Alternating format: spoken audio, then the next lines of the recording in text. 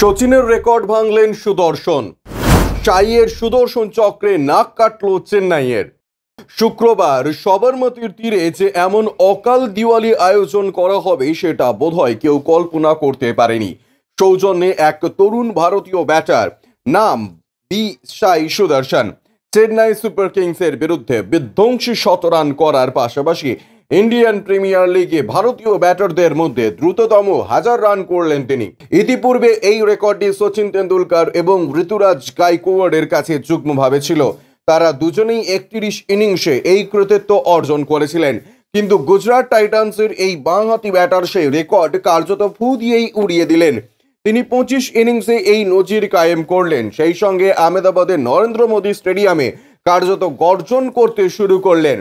এই প্রসঙ্গে আপনাদের জানিয়ে রাখি যে যদি আন্তর্জাতিক ক্রিকেটারদের সঙ্গে এই ইনিংসের তুলনা করা হয় তাহলে সুদর্শন এই ইনিংসে যুগ্মভাবে তৃতীয় স্থানে থাকবে, কারণ তার সঙ্গে একই তালিকায় থাকবে ম্যাথিউ হেডেন। 2008 সালে পাঞ্জাব কিংসের হয়ে কমলা টুপি অর্জন করেছিলেন শন মার্স, তিনি 21 ইনিংসে 1000 রানের মাইল ফলক অর্জন করেছিলেন। এছাড়া দ্বিতীয় স্থানে রয়েছেন লেন্ডন সিমস 23 ইনিংস। এরপর একে একে রয়েছেন জনি বেয়াস্টো, ক্রিস গেইল, কেন উইলসন এবং মাইকেল হাসি।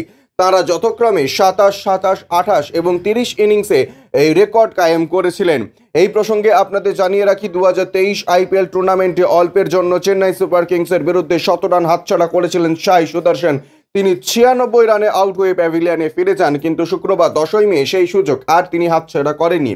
32 বলে হাফ সেঞ্চুরি এবং 50 বলে 100 রান হাঁকালেন তিনি। সব থেকে বড় কথা, সিমরনজিৎ সিং এর বলে লং লেগের ওপর দিয়ে বিশাল একটা ছক্কা হাঁকিয়ে 100 রান করলেন তিনি। ব্যুরো রিপোর্ট, ইউজে নিউজ।